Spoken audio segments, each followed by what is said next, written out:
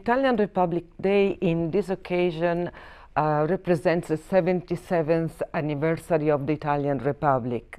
a day dedicated to honoring the rebirth of our nation as a republic from the ashes of World War II. All countries in the world know and experience difficult and troubled times through their history, but what really matters is their ability to readjust, reform, raise again stronger in spite of all difficulties, building on common and shared values and sacrifices. For me, this occasion has a special meaning, not only because it's the first time that I've been able to celebrate the Festa della Repubblica, the Italian Republic Day, here in Sri Lanka, but also because it is going to be the last, as my term as ambassador will come to an end at the end of this month. I must admit my tenure was during a very challenging period for Sri Lanka, having to contend not just with the aftermath of the Easter attacks in 2019, a few months after my arrival, but also with the pandemic that rocked the world, with lockdowns and the subsequent economic crisis, shortages and people protests, things that we all experienced last year. Throughout those difficult years, I've admired how Sri Lankans coped with those numerous hardships and difficulties. The protests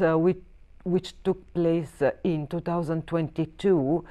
and the way they were managed by the Sri Lankan authorities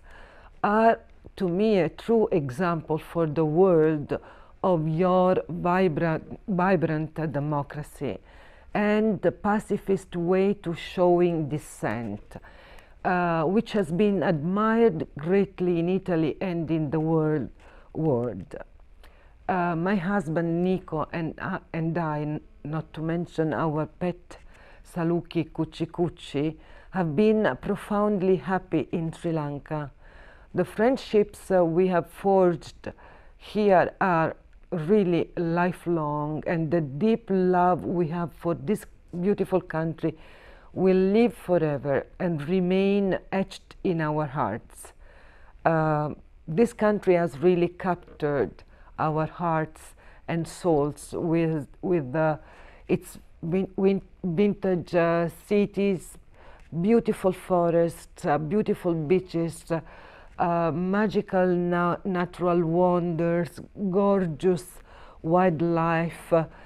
particularly the elephants, which I love seeing roaming wild and free. The connection I have with this country is timeless. I'm committed to nurturing the bonds we have created and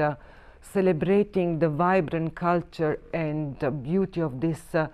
remarkable nation. These are my last few days in this beautiful island, and I am reminded of a poignant quote I now understand only too well, that was told to me once. When you go to Sri Lanka, you cry twice, once when you arrive and the other when you leave. This National Day will also be my occasion to take my leave from this country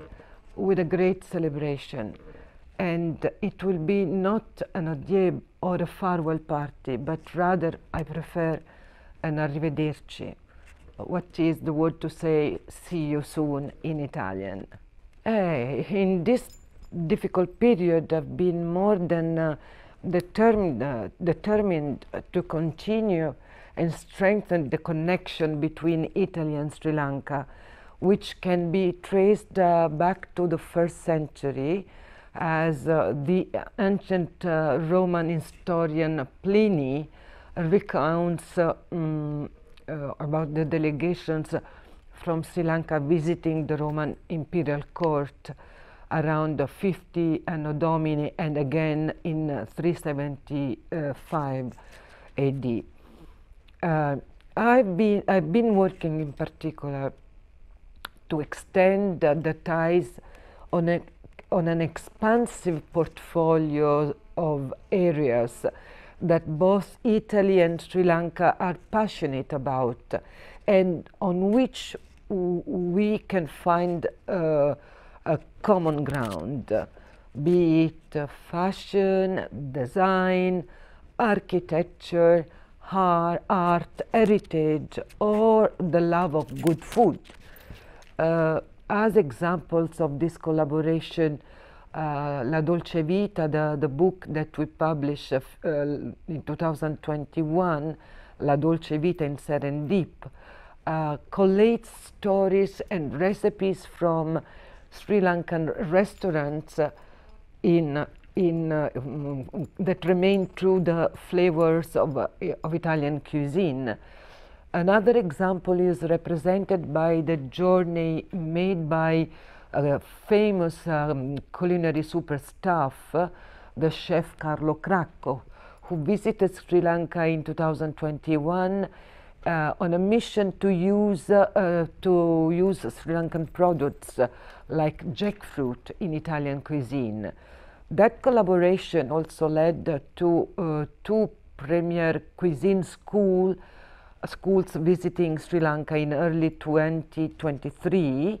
They were impressed by the interest shown by Sri Lankans, and those schools are now mulling the launch of a cuisine training center in Colombo in collaboration with the Ministry of Tourism and the Ministry of Higher Education. We are both nations renowned for our warm hospitality and generous smiles, which naturally form at the core of tourism.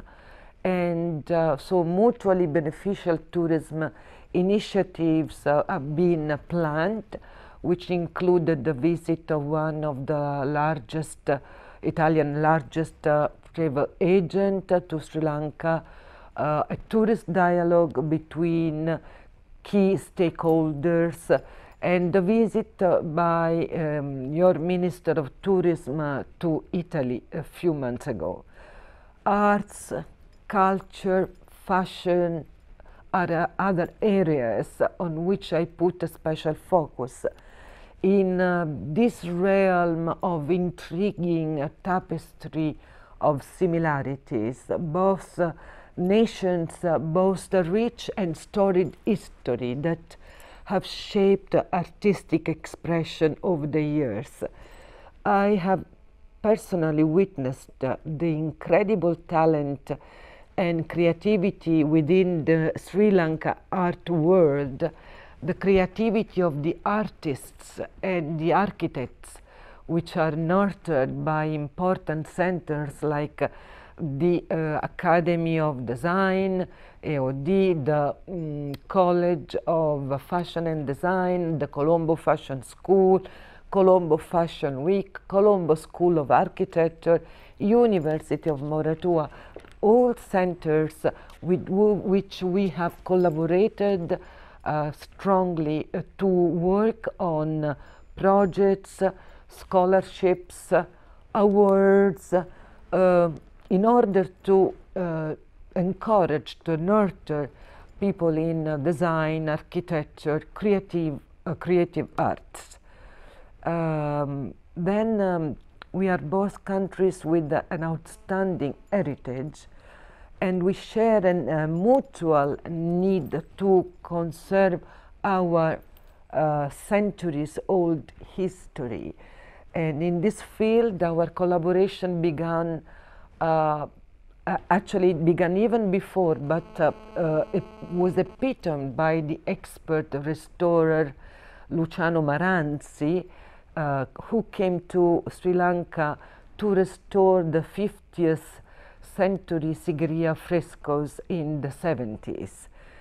Since then, Italy has brought together a vast repertoire of experts in archaeology and heritage, and the most recent of which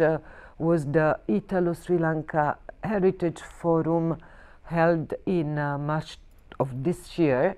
with the participation of the Ministry of Culture, Ministry of Tourism, higher education. So there are, but not only the past matters in our bilateral relations. Being myself a lover of contemporary art, I will return to Italy not just with a treasure trove of memories, but also with some work of arts by emerging Sri Lankan artists, which have been acquiring throughout these years in Sri Lanka. I think Rome Expo would be an extraordinary opportunity for Sri Lanka, because you know, the theme of this expo, people and regions together, people and territories, urban regeneration, inclusion, innovation, they are in fact all themes that represent, that could represent a window of opportunity to showcase how Sri Lanka is a lab of cultures, a place where there is different cultures live together, different religions live together. So it would be a fantastic opportunity for this country. In addition, I think it will be a very good opportunity because we are expecting something like 30 million, more than 30 million visitors, and of course if we win the bid for Expo. And in that occasion, Italy is committed to enhance Sri Lankan tourism potential, and it will be a remarkable opportunity for the growth of this country.